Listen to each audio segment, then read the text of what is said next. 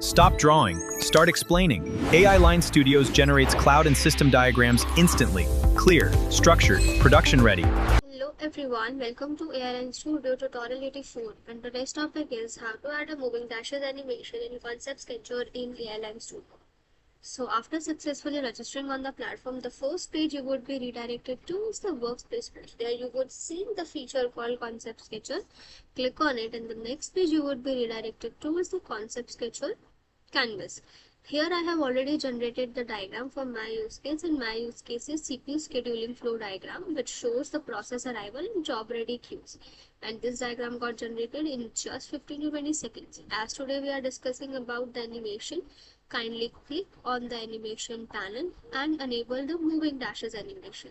And you can see that all the arrows have become dashed and they have started flowing around and connecting to all the respective nodes, showing the flow of the diagram.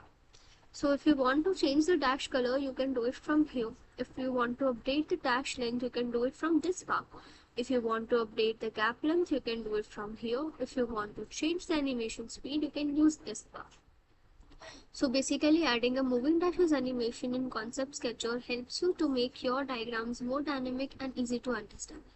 This is it for today's tutorial. See you in the next tutorial.